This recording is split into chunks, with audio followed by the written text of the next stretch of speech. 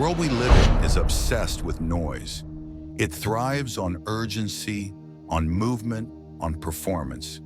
But there are moments, precious, rare moments, when the soul can no longer tolerate the charade, when the masks we wear grow too heavy, when the roles we play no longer feel like us. In those moments, we find ourselves standing on the edge of something we can't name. Not a cliff, not a destination, but a threshold, a space between who we've been and who we're becoming. And it's terrifying, because in that space, everything we thought we knew starts to fall apart.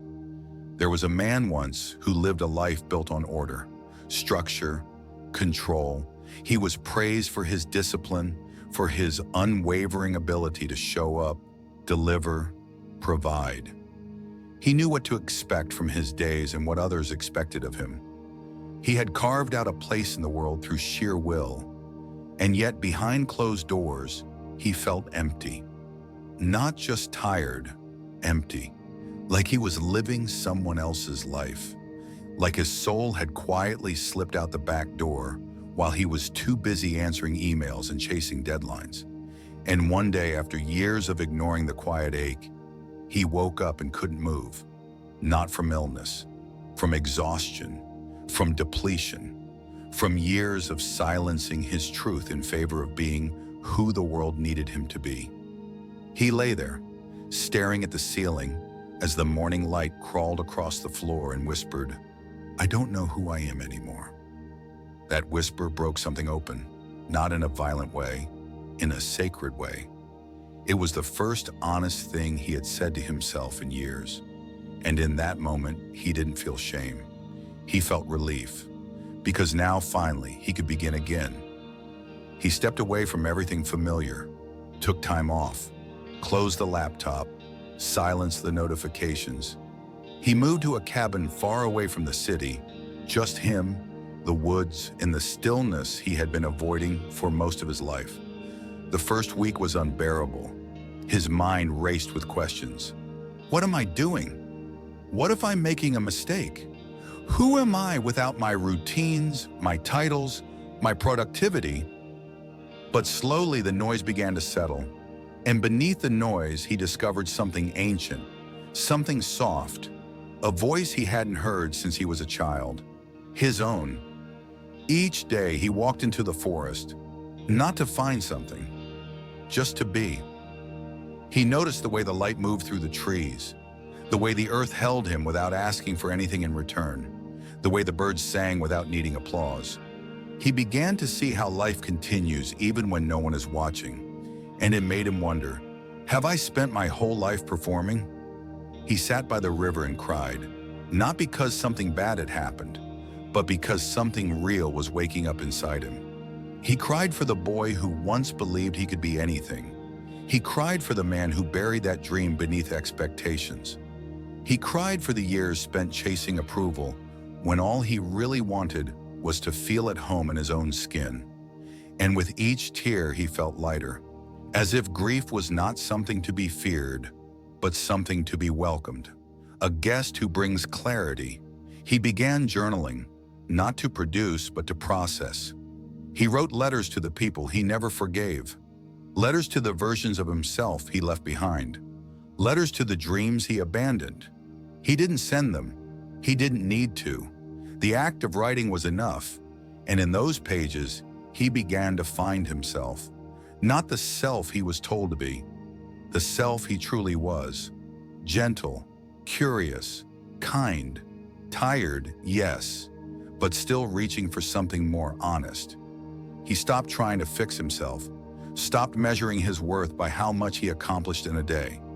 Instead, he began to measure his life by how deeply he felt, how honestly he showed up, how courageously he let go. He learned that healing doesn't come from doing more.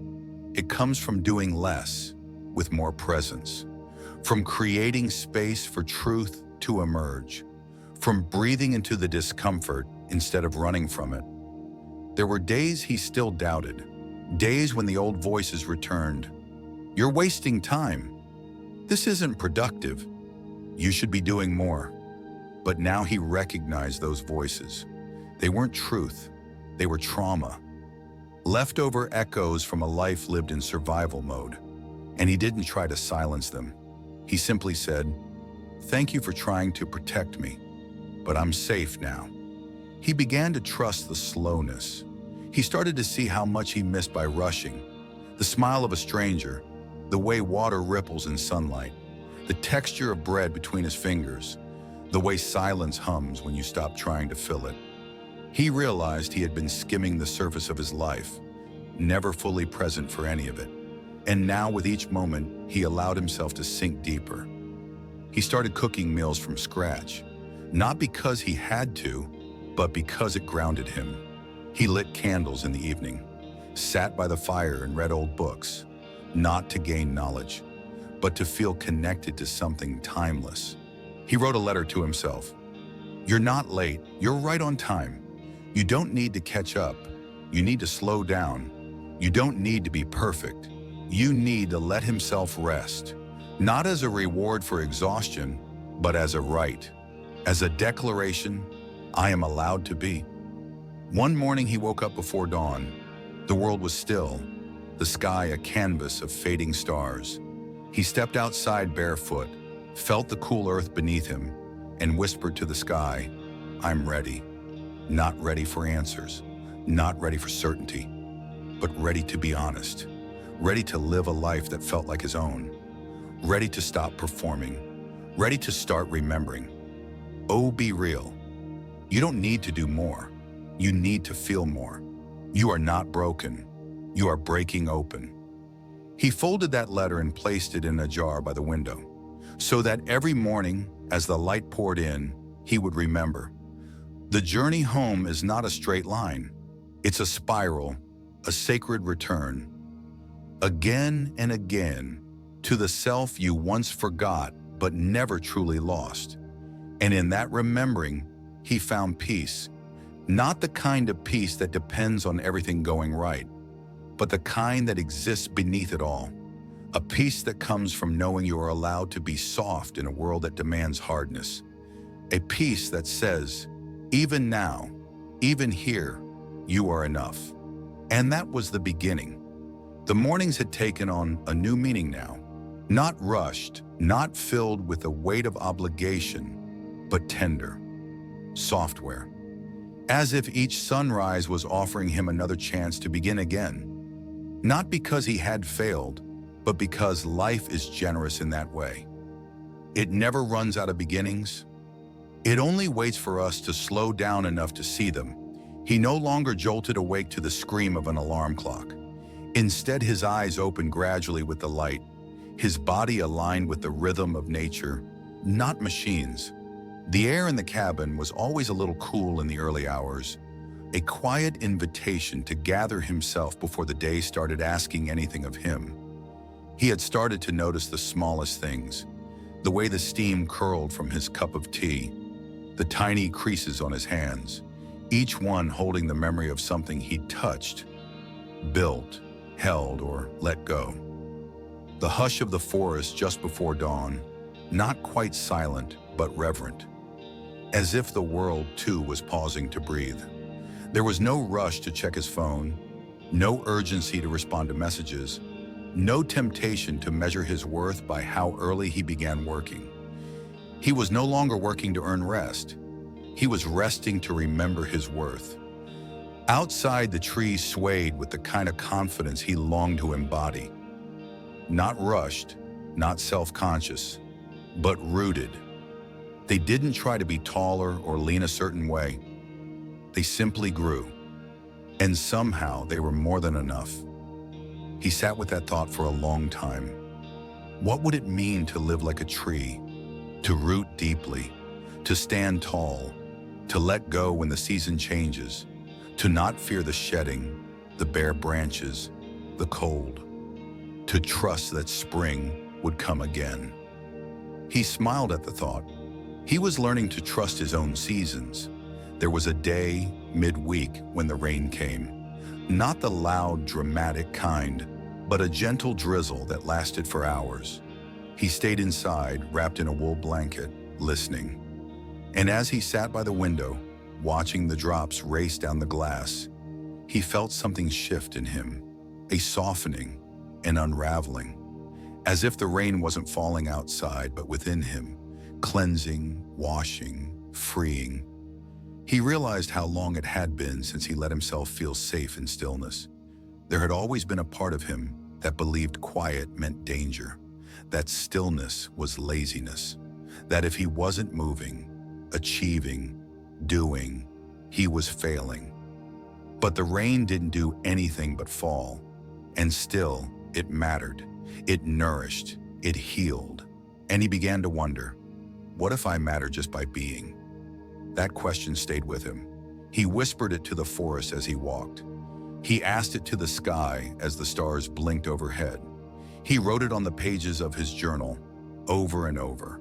What if I matter, not because of what I do, but because of who I am?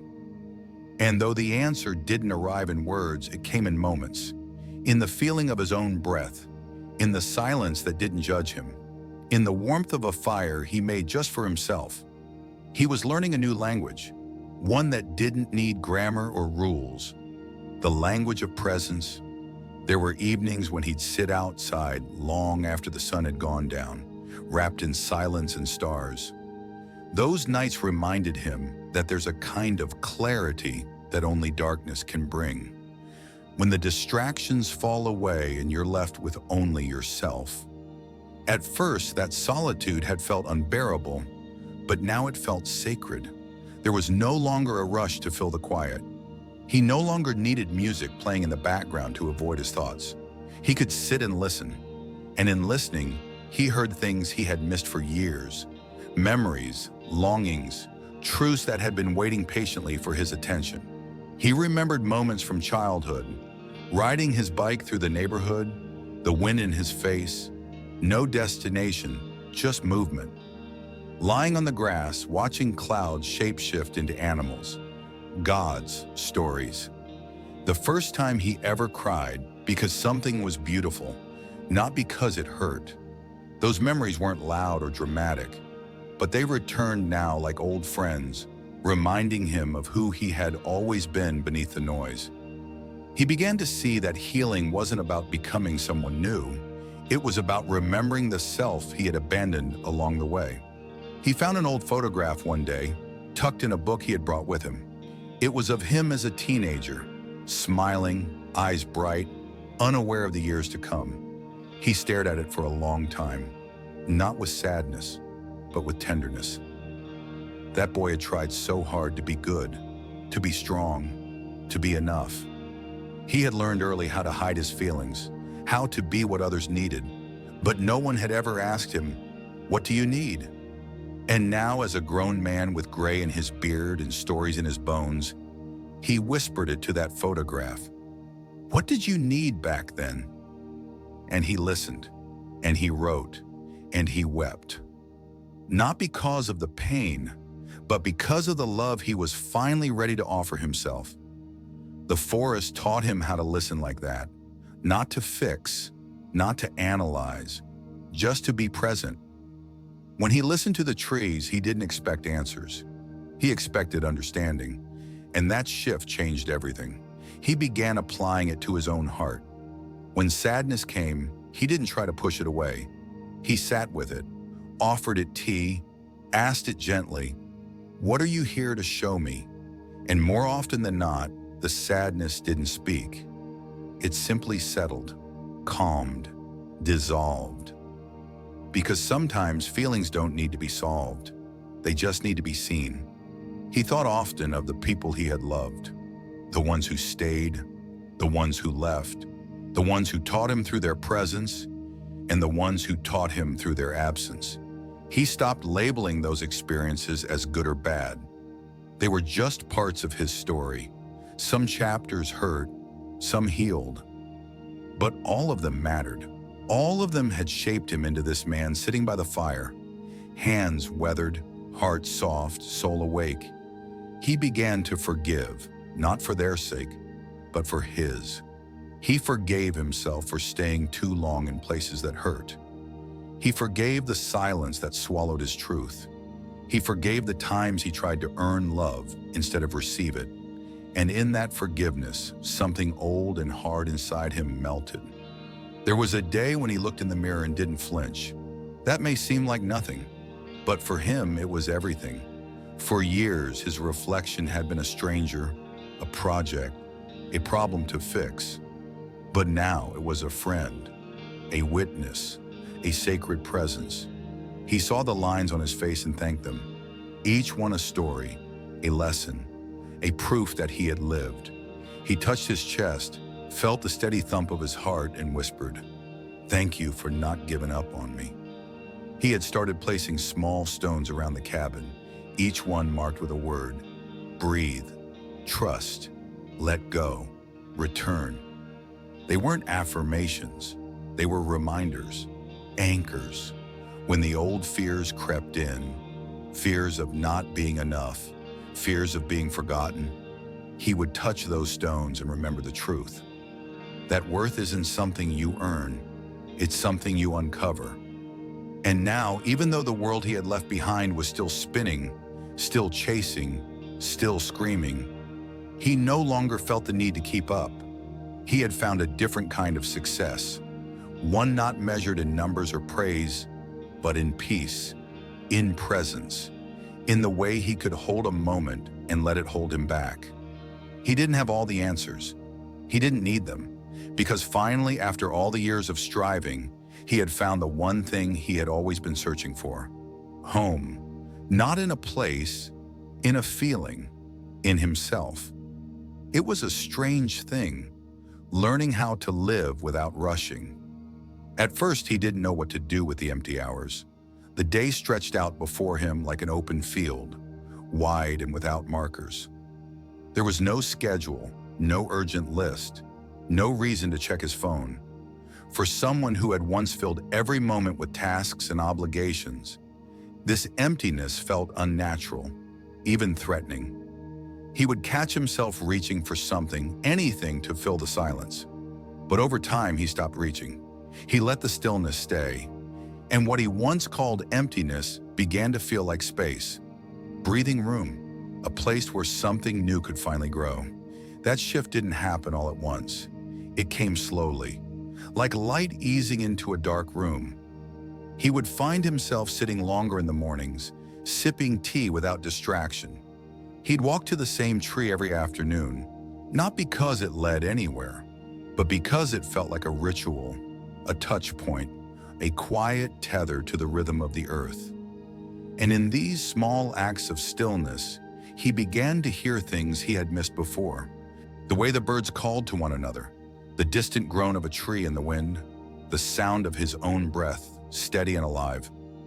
He had lived most of his life out of alignment with this rhythm.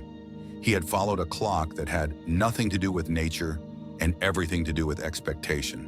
Wake, work, performance, produce, rest only when exhausted. And now, without that clock dictating his worth, he was left with something both terrifying and beautiful: choice. He could decide how to spend his time, not out of obligation, but out of desire, out of alignment, out of truth.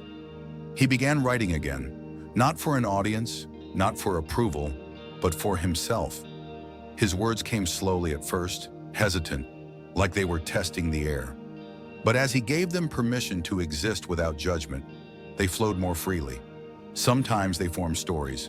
Sometimes they poured out as letters to no one. Sometimes they were just fragments, words that felt true even if they didn't form a complete sentence. He realized it didn't matter what the writing became. What mattered was that he was expressing, that he was finally listening to the voice within.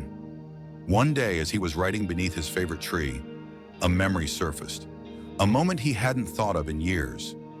He was 17, standing on a stage in his high school auditorium, reciting a poem he had written for a class assignment.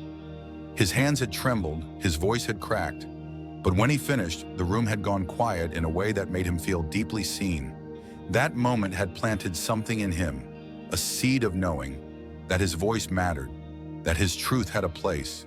But over the years, that seed had been buried beneath practicality, beneath the need to survive.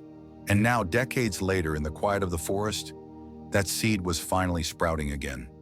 He stood up and spoke the words aloud, not the exact poem. He couldn't remember the lines, but the feeling, the raw, unpolished honesty. He spoke to the trees like they were old friends. He spoke to the sky like it was listening. He spoke to himself with a reverence he had once reserved only for others. And when he finished, he laughed, not because it was funny, but because something inside him felt free. He began to understand something that had eluded him for years. The point of life isn't to be impressive, it's to be authentic, to show up as yourself, not as a version crafted for approval, to let people see your cracks, your doubts, your softness, and yes, it's scary. Vulnerability always is, but it's also the only place where real connection can happen. He had spent so much of his life performing strength, but now he was learning the courage of softness, of letting himself be seen without the armor. There were still hard days, days when the old patterns tugged at him, tempting him back into productivity for the sake of validation. He would feel the itch to check his phone, to plan his week, to make a list. But now he noticed the itch. He named it. And most of the time, he didn't scratch it. He let it pass, like a wave, like a memory, like an old friend he no longer needed to follow. He started tending a small garden beside the cabin. It wasn't much, just a few herbs, some wildflowers, a tomato plant. But it became another kind of ritual, another way to be in relationship with life. He marveled at the patience of plants, how they didn't rush their growth, how they trusted the soil, the sun, the seasons. He thought about how often he had tried to force growth in his own life, forcing clarity, forcing healing, forcing success. But now he was learning to trust the organic unfolding of it all. Some days the garden bloomed, some days it didn't. And both were okay. People still came sometimes, wanderers, seekers, strangers who had heard somehow that there was a man in the forest who knew how to listen. They never stayed long, just long enough to sit by the fire, to share a story, to feel seen. He didn't offer advice. He had learned that most people don't need answers. They need presence, someone to hold space while they find their own truth. And so he did. He sat with them. He listened. And when they left, he wished them well, knowing that the journey was theirs alone to walk. One evening, a woman arrived just before sunset. Her eyes were tired in a way that went beyond sleep. She didn't speak for a long time, just sat, staring into the fire. When she finally spoke, it was barely a whisper. "I don't know who I am anymore." The words hit something deep in him. He knew that feeling. He had lived in that ache. He didn't respond with advice. He simply nodded and said, "You're not alone." They sat in silence for a while. Then he handed her a cup of tea and said, "You're not lost. You're just between stories." That phrase, "between stories," lingered in the air like smoke, because that's what it felt like. This space he now inhabited. The in-between, no longer who he had been, not yet who he was becoming. And yet the in-between wasn't empty. It was fertile. It was where the roots grew. It was where the new story gathered breath. He realized that so many people fear this space. The waiting, the uncertainty, the not knowing. But now he saw it for what it was. A sacred pause, a holy unfolding.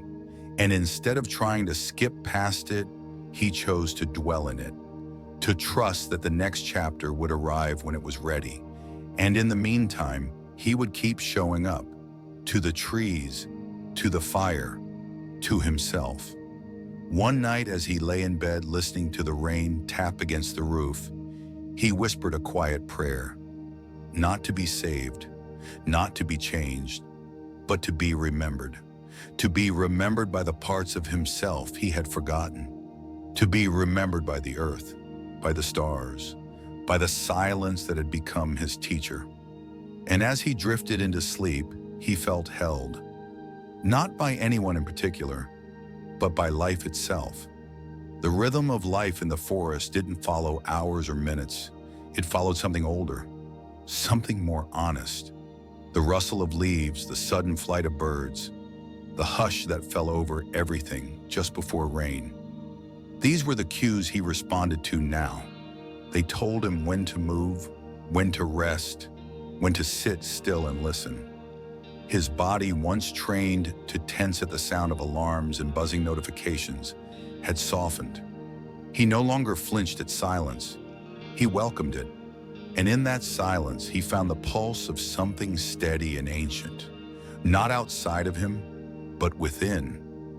Every morning began with breath, not rushed, not shallow, but intentional, a way of greeting the day without expectation.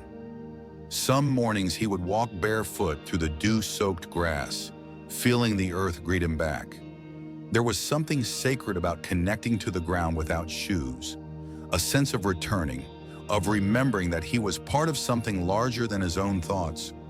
When he stood like that, still, barefoot, open, he didn't feel like a man who had stepped away from society. He felt like a man who had finally stepped into life. There was a tree near the edge of the forest, taller than the others, older too. Its bark was cracked with age, its branches wide like arms in constant prayer. He had taken to visiting it every afternoon, not for answers, but for presence. He'd lean his back against its trunk, close his eyes, and let the hum of the forest settle into his bones. He believed the tree knew things he didn't, not in the way humans think of knowing, but in the way stone knows how to endure and water knows how to flow. One afternoon, as he rested beneath its shade, a question arose, not from his mind, but from somewhere deeper. What have I been avoiding by staying busy? The question startled him, not because he didn't know the answer, but because he had never let himself hear it before. He sat with it for hours, and slowly the answers came, not in sentences, but in sensations. A tightening in his chest, a pang of sadness in his belly, a flush of shame across his face. He was avoiding grief. Grief for the years spent in rooms where he couldn't speak his truth. Grief for the relationships he clung to long after they stopped nurturing him. Grief for the parts of himself he had buried to keep others comfortable. He didn't cry right away. The grief was too old for that, too tired. It sat with him like a companion who didn't need to be comforted, only acknowledged. And so he did. He whispered, "I see you now." And something inside him softened. He began to notice how often people avoid stillness because they fear what it might reveal. They fill the silence with noise, the space with things, the days with movement. Because if they stop, even for a moment, the truth might catch up to them. But here, with no one watching, with nothing to prove, he let the truth arrive. It didn't shout, it didn't accuse. It simply stood there, waiting to be held. He thought of the people he used to surround himself with. So many connections built on mutual pretending. Friendships that thrived only when he stayed small, agreeable, always available. He remembered the times he laughed when he wanted to cry, nodded when he wanted to scream. How many rooms had he entered pretending to be fine? How many conversations had he endured just to keep the peace? And for what? So others wouldn't feel uncomfortable? So he could belong in spaces where he was never truly seen? He let himself grieve those losses, not just of relationships, but of integrity, the ways he had abandoned himself in the name of belonging. And yet, as he sat with that grief, he didn't feel anger. He felt compassion because he understood now. You can't blame someone for not choosing themselves when they were never taught it was an option. He forgave that younger version of himself, the one who made compromises because he was afraid to be alone, the one who stayed silent because speaking would have meant losing everything. He whispered, "You did the best you could, and now we do better." In the evenings, he began lighting a candle before bed, a simple ritual but sacred. The flicker of flame reminded him of impermanence, of light born from surrender. He would sit in its glow and whisper whatever truths needed to be said. Some nights it was gratitude, other nights it was apology. Most nights it was simply, "Thank you, I'm still here." He began writing letters he never sent, to old friends, to lost lovers, to the child he never had, to the parents he never quite understood. These weren't letters of blame or longing. They were offerings, ways of saying, "This happened. I felt this. I needed more. I forgive you." And each letter he burned, watching the smoke rise like prayer, not to erase the past, but to release his grip on it. One particular letter took days to write. It was addressed to no one, or perhaps to everyone. It was a love letter to life, messy, honest, full of contradictions. "I don't always understand you," he wrote. "Sometimes you hurt more than I think I can bear. You take things I thought I needed. You confuse me, break me, humble me.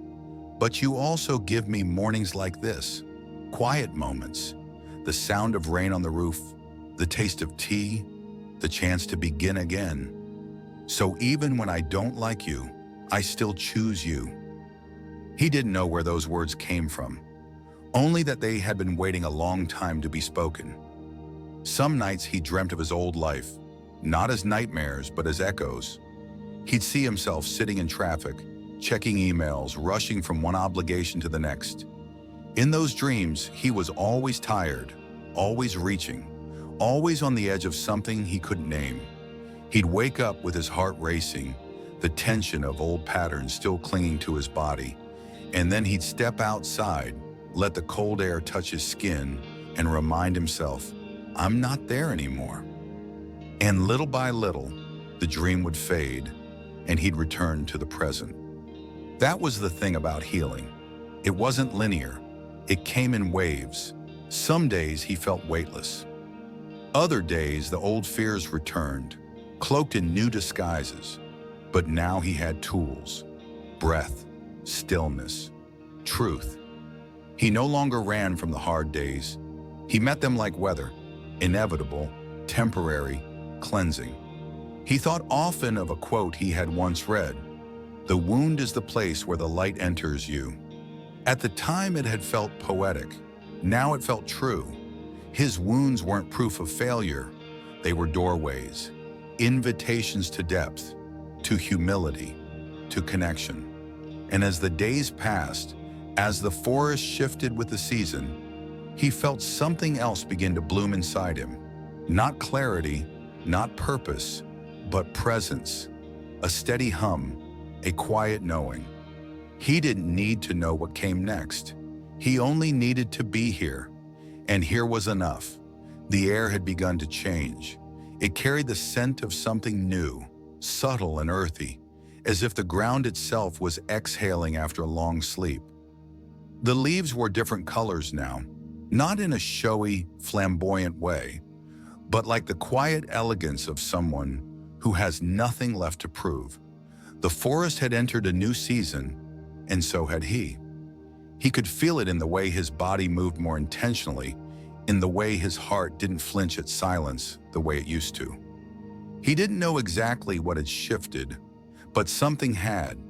He no longer felt like a visitor in his own life. He felt like he had finally come home. This home wasn't made of walls or bricks.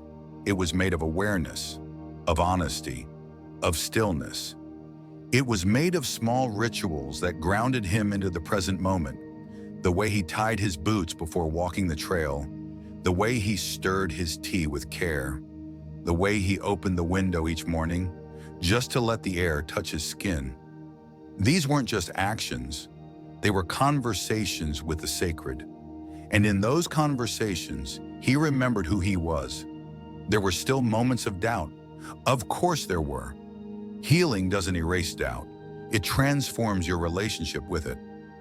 Doubt still whispered its old warnings. Are you wasting your life here?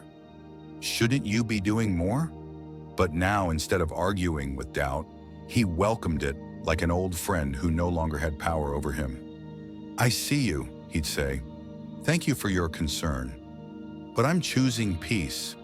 He had learned that not everything required a response. That sometimes the most powerful thing you can do is nothing. Not out of avoidance, but out of trust.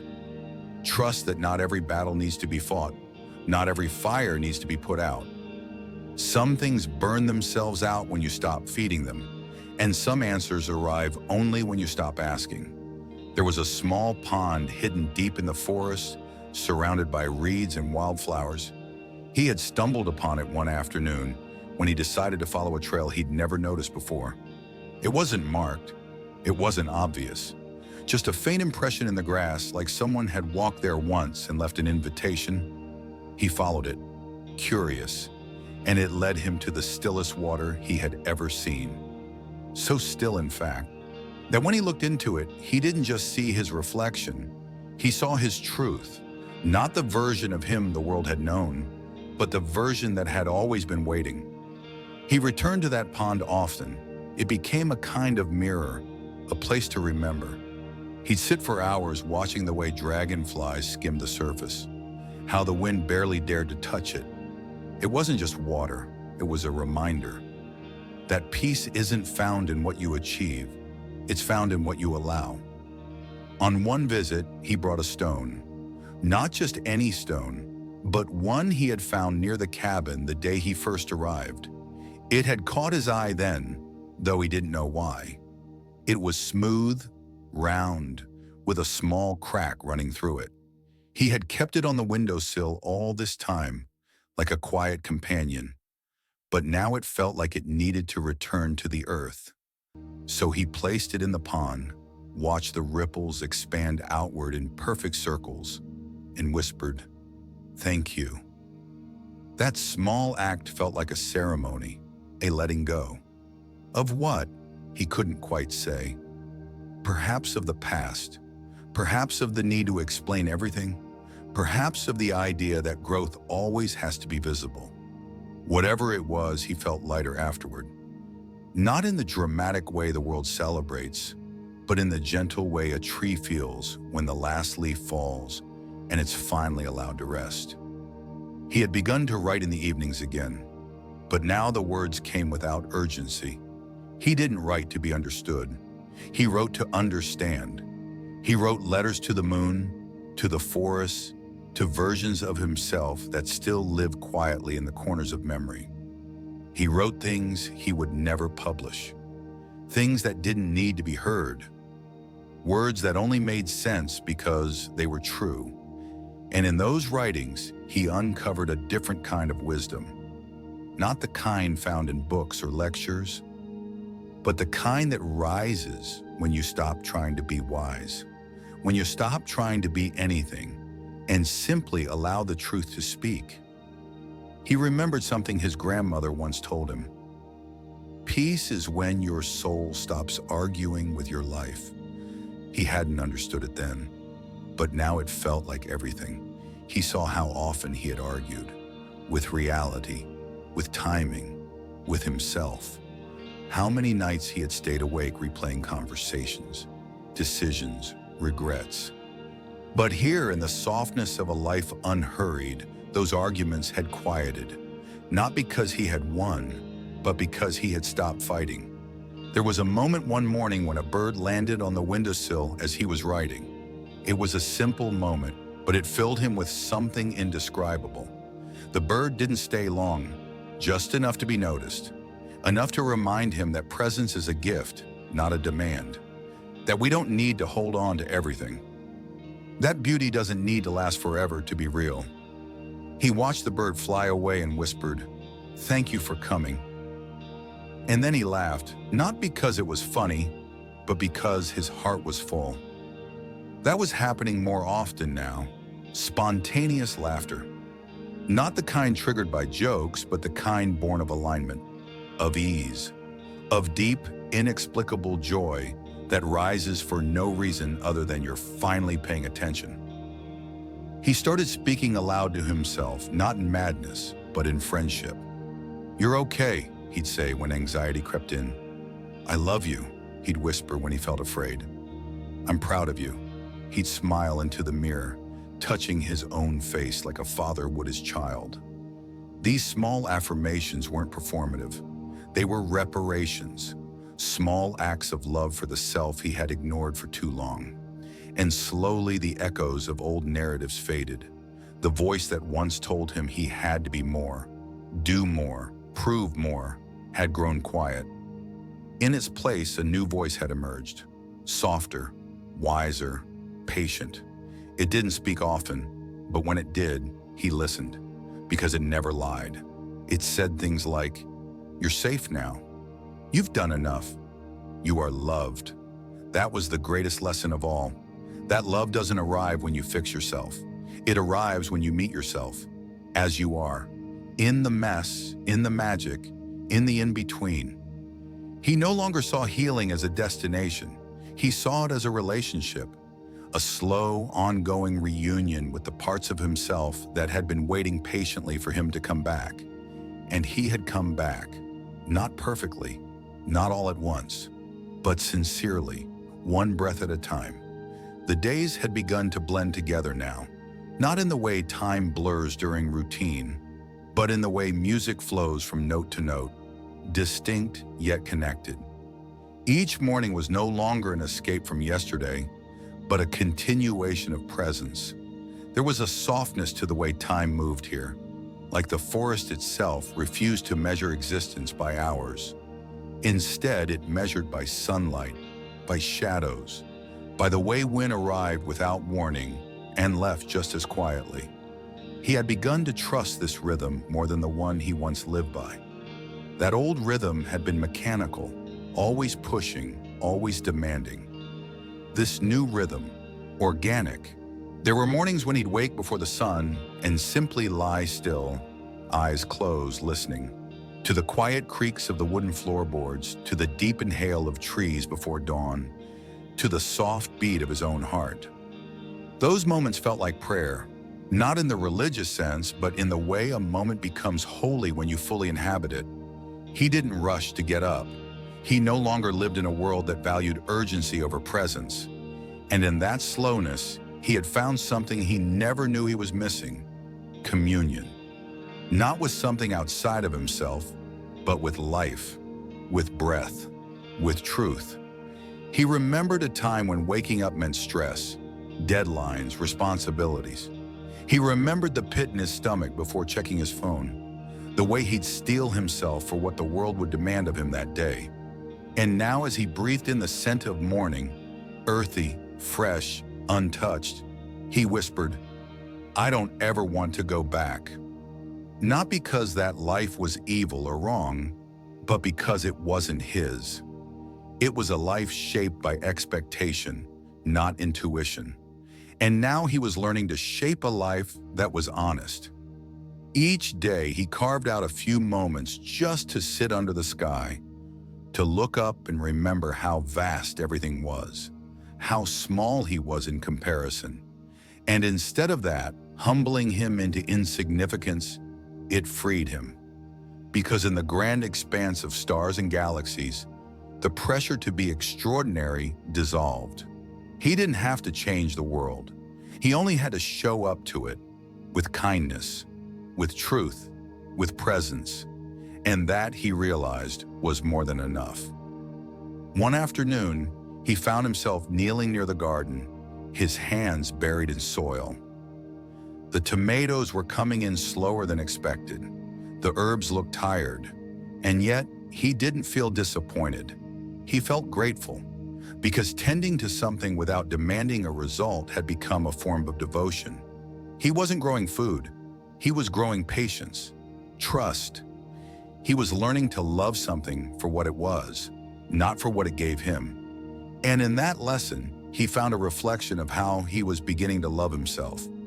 He didn't speak to many people these days, not because he disliked them, but because silence had become his most honest companion. There were no expectations in silence, no need to explain, to convince, to perform. Silence allowed him to feel without the need for words.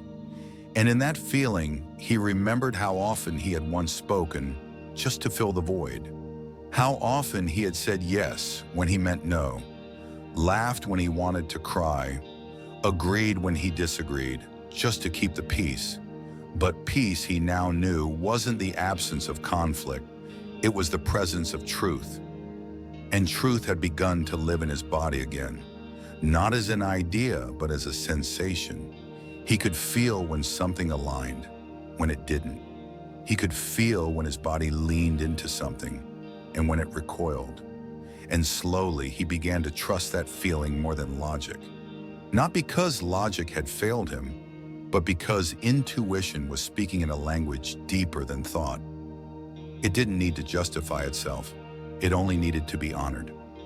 One evening, while watching the fire crackle and shift, he remembered a dream he used to have, a dream of standing in a vast desert, nothing around him but sky and sand. In the dream, he always felt afraid at first, alone, exposed. But then, without warning, a door would appear. Just a door, standing upright in the sand. He would open it, and behind it would be nothing. Just more desert. But in the dream, opening the door always brought peace, as if the act of choosing to open something, even if it led nowhere, was enough. He understood now what the dream meant. The door was not an escape, it was an invitation to trust the unknown, to step forward even when you couldn't see what came next, to say yes to life without needing guarantees. He had opened many doors in his life. Some led to pain, others to love, most led to lessons. And now he didn't regret any of them, because each door, each risk, each leap had brought him here. To this version of himself, he could finally look in the mirror and not just tolerate, but respect. He began to move through the cabin with a kind of reverence. Each object had a place. Each gesture had meaning. Washing dishes became meditation. Sweeping the floor became a ritual of clearing not just dust, but energy. Folding blankets became an act of care, not for appearances, but for the soul. He no longer did things just to be done with them. He did them to be with them, to meet life in its simplest, most sacred form.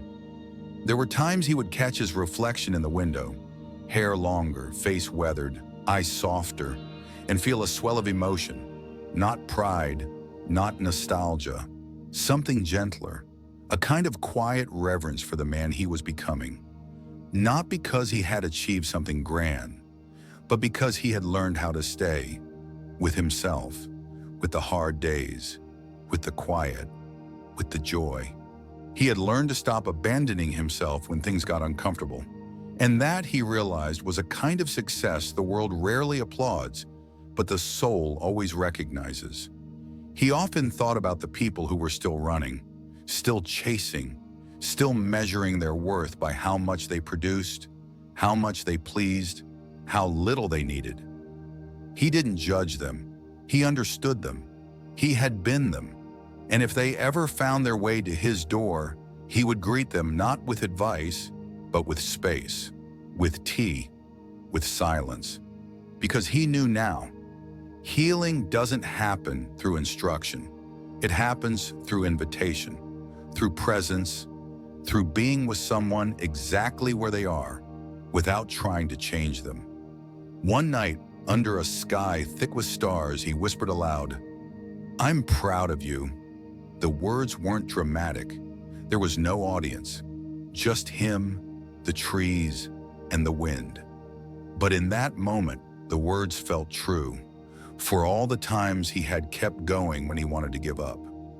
For all the moments he had chosen honesty over comfort. For the decision to come here in the first place. To slow down, to unlearn, to remember. He didn't know what tomorrow held. But for the first time in his life, that didn't scare him. Because today, this moment, this breath, was enough, and he was enough. The sound of autumn had changed. The chirping of summer birds had quieted, replaced by the distant caw of crows and the rustle of leaves letting go.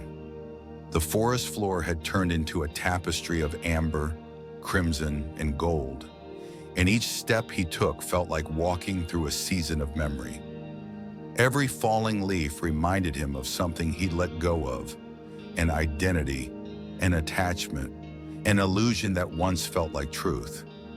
He didn't mourn these releases the way he used to. Instead, he began to honor them, as one might honor an elder passing gently into the next world. The things he once clung to were not stolen. They were returned by his own choosing to the soil of his becoming. There was a quiet joy in watching the forest prepare for stillness. Trees didn't resist the shift.